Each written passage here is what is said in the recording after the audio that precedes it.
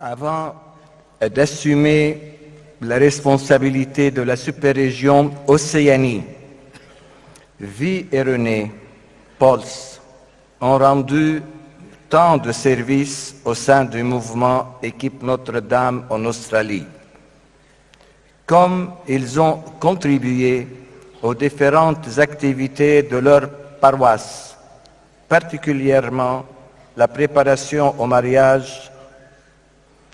Mariés depuis 48 ans et équipiers depuis 42 ans, ils ont 5 enfants et 11 petits-enfants.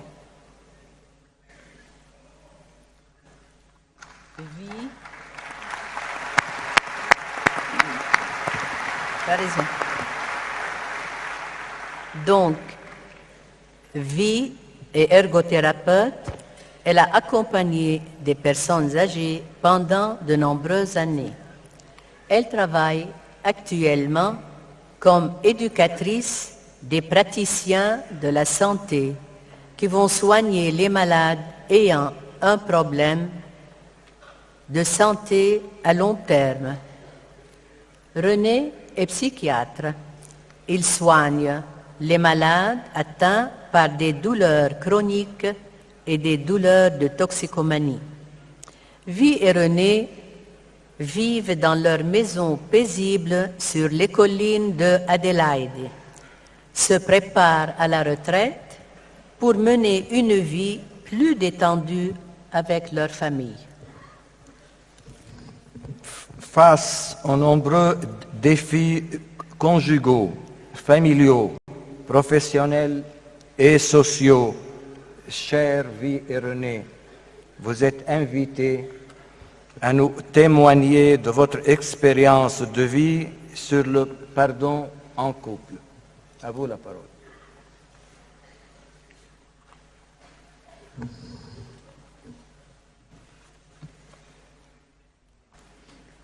Thank you.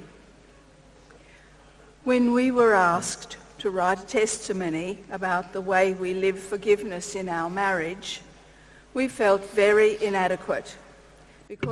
Invités à donner un témoignage sur la matière dont nous vivons le pardon dans notre mariage, nous nous sommes sentis bien mal placés pour parler de ce sujet, tant il nous est difficile de nous dire « je suis désolé ». Nous avons commencé notre cheminement par une cérémonie de mariage qui fut à l'image de notre foi et de notre conviction que Dieu serait toujours présent à nos côtés. Petit à petit, nous avons compris que l'amour et le pardon sont les deux pierres angulaires de notre relation, de notre sacrement de mariage. Quand nous faisons une place à Dieu dans notre vie, nous rendons nos cœurs capables d'aimer d'un amour inconditionnel. Quand nous l'en excluons, pardonner devient nettement plus difficile. Pourquoi cela est-il si difficile? Mais alors, pourquoi nous est-il si difficile d'accorder notre pardon?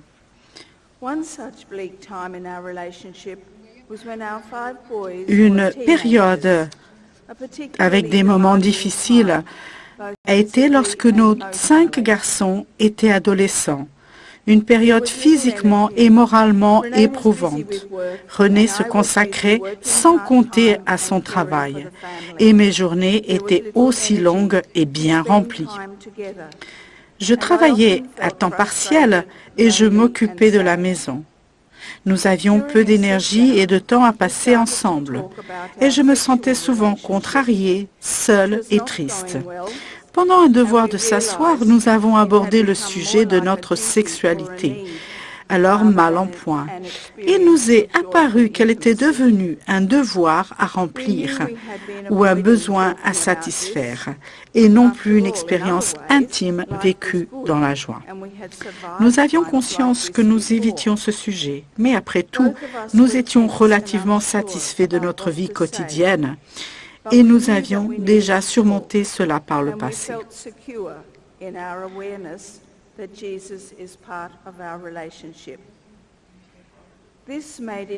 Tendus l'un comme l'autre, nous ne savions trop quoi faire, mais il était clair que nous avions de parler. Je dis que souvent, je sentais que j'avais besoin de me concentrer, où je pouvais me sentir sûre. Il semblait que je n'avais pas le temps de faire ce que je voulais et mes yeux se sont emplis de pleurs. « Qu'est-ce qui te rend si triste ?» René me demanda. « Qu'est-ce qui te rend si triste ?» Mes pleurs ont redoublé. J'ai dit, « Je me sens si seule.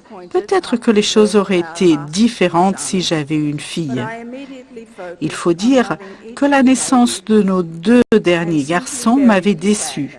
J'avais néanmoins aimé immédiatement chacun de ces bébés et tout simplement enterré ma tristesse. J'ai réalisé ce soir-là que je n'avais fait que la refouler et qu'elle émergeait à nouveau. J'ai vu que René sentait et comprenait mon désarroi, seul au milieu de tous ces hommes. Il m'a dit qu'il avait l'impression de m'avoir abandonné. Notre échange a été comme une bouffée d'oxygène. Il a été bienfaisant et nous a rapprochés. Nous nous sommes employés par la suite à faire évoluer certains aspects de notre quotidien. Cela a donné lieu à une sérieuse discussion au sujet de notre famille, presque exclusivement masculine, et des besoins et des droits que j'avais en tant que femme dans cette maison. Les conflits sont inhérents à toute relation. Vi et moi avons tous deux des personnalités fortes et affirmées, si bien que nos modes de pensée sont parfois très différents. Le désaccord peut rapidement se transformer en dispute et les propos désobligeants fusent avant même que nous nous en percevions. Nous avons appris quelques règles à respecter pour éviter que nos disputes ne dégénèrent lors d'un week-end de retraite annuel en compagnie d'autres couples mariés. Nous avons retenu en particulier que nos sentiments nous appartiennent. Nous devons les assumer et nous rendre l'autre responsable de nos états d'âme. Une discussion peut être constructive et nous aider à grandir dans notre compréhension de l'autre.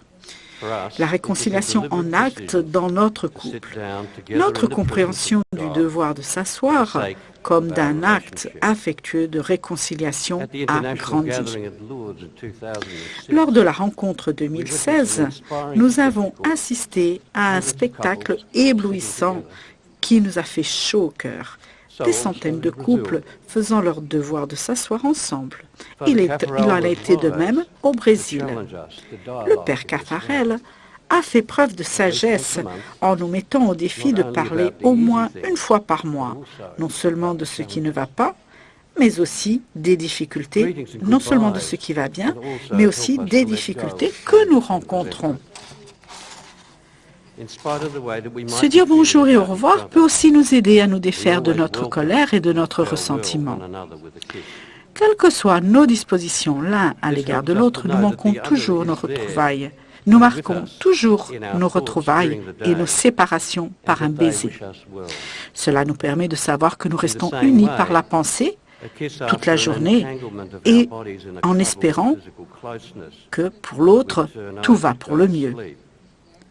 Or when we have woken in the morning, can help us to let go of feelings of anger, resentment that may be lingering. Duty, obligation, responsibility and routine can also be acts of Les devoirs, les responsabilités et la routine peuvent aussi être actes d'amour et de réconciliation. Ma promesse d'aider, d'aimer, honoré et respecté dans la santé comme dans la maladie, a vraiment pris tout son sens l'année dernière quand on lui a trouvé une tumeur cancéreuse de petite taille et qui a heureusement été entièrement retirée.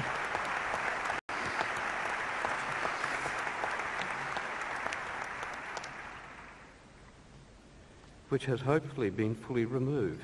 However, she's being monitored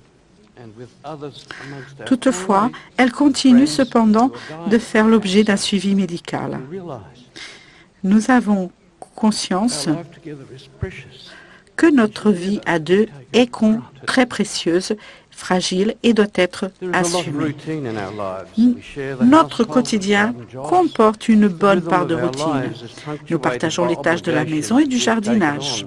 Notre train-train est ponctué d'engagements pris vis-à-vis de nos enfants et petits-enfants et de notre paroisse et notre communauté.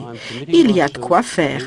Et chaque fois que je participe à ces engagements quotidiens, c'est pour moi une occasion de renouveler celui que j'ai pris vis-à-vis de mon épouse et de mes promesses de mariage. Il est sûr que nous devons pratiquer des actes de bonté quotidiennement.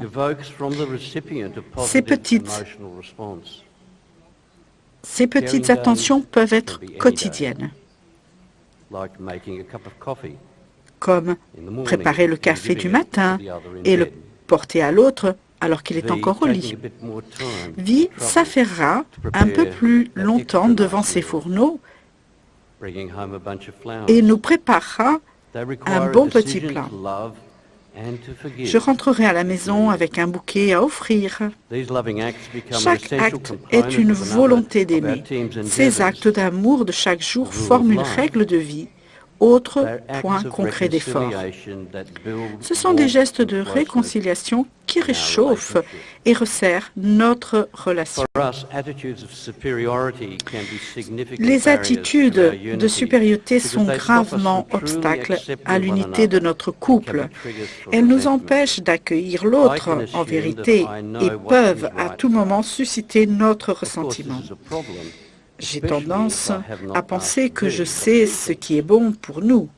Bien sûr, c'est un problème. Surtout, je n'ai pas cherché à connaître la vie de vie. Elle peut avoir un point de vue très différent. Ce genre de comportement se retrouve dans toutes les cultures, et en particulier dans les rapports de force entre hommes et femmes.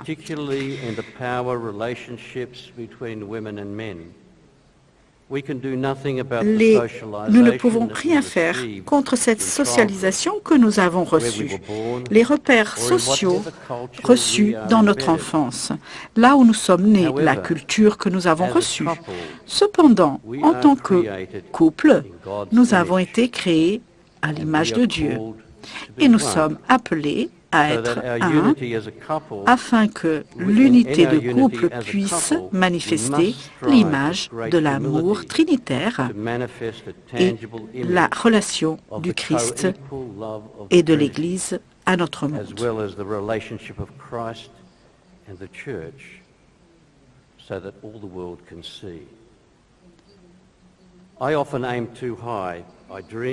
Souvent, mes aspirations sont très hautes.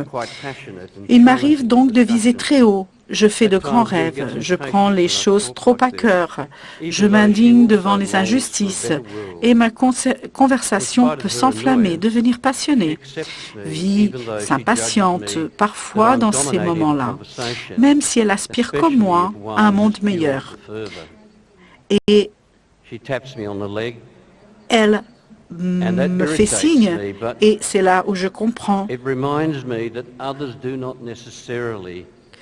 que les autres ne doivent pas forcément partager notre enthousiasme. Et cela me fait prendre plus de considération pour les autres. L'acceptation reflète l'autre, dans l'autre une capacité à aimer de manière inconditionnelle, malgré les traits de notre personnalité qui irritent notre conjoint. Le pape François en parle ainsi dans Amoris Laetitia. Si nous acceptons que l'amour de Dieu est inconditionnel, que la tendresse du Père n'est ni à acheter ni à payer, alors nous pouvons aimer par-dessus tout, pardonner aux autres, même quand ils ont été injustes contre nous. Nous appartenons à l'équipe Australie Sud 7 et nous appartenons à cette équipe depuis 42 ans. Plusieurs, en vrai, En vérité, plusieurs de nos équipiers sont présents ici aujourd'hui. C'est pour nous une vraie grâce. L'année dernière, nous avons choisi l'encyclique Amoris Laetitia comme thème d'étude, qui nous ont profondément touchés, particulièrement lorsque le pape François parle de l'amour qui pardonne en ces termes. Je cite, « Si nous permettons aux mauvais sentiments de pénétrer nos entrailles, nous donnons lieu à la rancœur. Le contraire, c'est le pardon. Un pardon qui se fonde sur une attitude positive, qui essaie de comprendre la faiblesse d'autrui et cherche à trouver des excuses à l'autre. » Fin de citation. Même s'il était difficile de parler de mon sentiment d'isolement dans notre famille, nous avons tous les deux beaucoup reçu de cet échange profond que le pape François nomme dialogue. Et nous avons été inspirés par ce passage. Et je cite, « Le dialogue est une manière privilégiée et indispensable de vivre, d'exprimer et de faire mûrir l'amour dans la vie matrimoniale et familiale. Mais il suppose un apprentissage long et difficile. Il est toujours nécessaire de cultiver certaines attitudes qui expriment l'amour et permettent un dialogue authentique. Se donner du temps de qualité, qui consiste à écouter avec patience et attention, jusqu'à ce que l'autre ait exprimé tout ce qu'il a sur le cœur, demande la cesse de ne pas commencer à parler avant le moment opportun. Au lieu de commencer à donner des avis ou des conseils, il faut s'assurer d'avoir écouté tout ce que l'autre avait besoin d'extérioriser. Le pape François engage tous les couples à dialoguer, comme nous le faisons aux équipes dans le cadre du devoir de s'asseoir, à être dans l'écoute active afin de pouvoir partager en vérité lors de la réunion mensuelle. De même, lorsque c'est à notre tour de préparer le thème d'étude, nous devons réfléchir à l'action de Dieu dans notre relation et dans nos vies et en tirer des leçons. Notre réunion mensuelle est vue comme la réconciliation. Notre réunion s'inscrit dans le cours normal de notre vie. Elle nous rappelle que nous formons un couple, surtout lorsque nous oublions parfois de vivre comme tel. En présence de nos équipiers si aimables et compréhensifs, nous n'avons qu'à prêter une oreille attentive et charitable, ce qui nous aide à mieux nous écouter l'un l'autre. À la fin de la réunion, nous sommes généralement plus proches, plus unis qu'avant, et nous sentons que nous avons vécu quelque chose d'une réconciliation.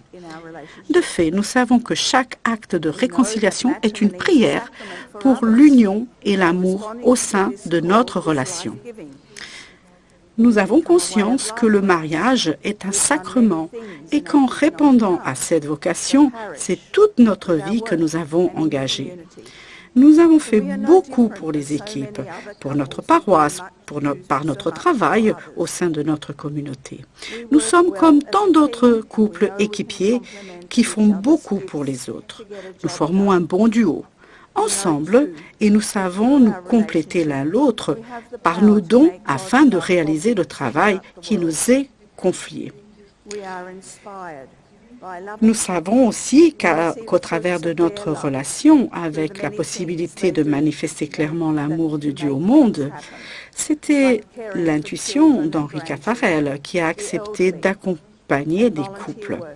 À notre cours, nous sommes inspirés par les couples aimants lorsque nous voyons les fruits qu'ils ont portés et les 1000 choses que les couples rendent possibles.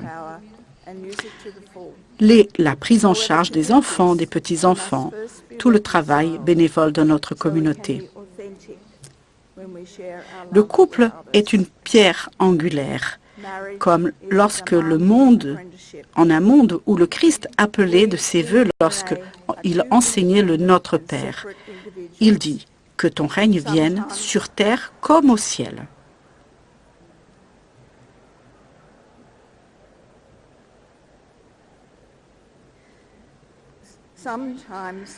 tous les couples qui s'aiment sont de puissants instruments au service de l'amour de Dieu dans le monde. La colère et les rancœurs peuvent nous consumer et rendre plus difficile de nous réconcilier et de demander pardon. Chaque mois, cependant, préparant notre réunion d'équipe, nous pouvons nous asseoir ensemble pour nous écouter l'un l'autre et réfléchir à la présence de Dieu dans nos vies. En équipe, nous partageons les joies et les peines de nos compagnons de route. Nous apprenons d'eux dans l'écoute, l'amour et le respect.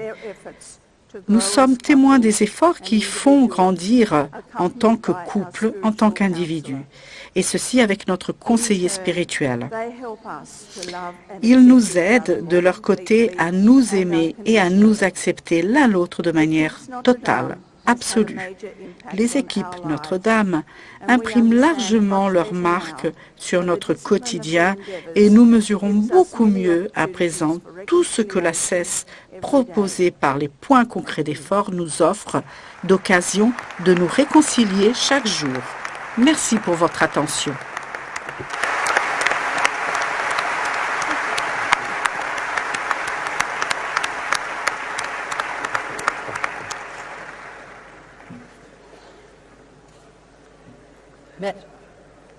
Merci, chère Vie et René. Les petits actes de bonté chaque jour et les gestes de réconciliation qui réchauffent nos cœurs.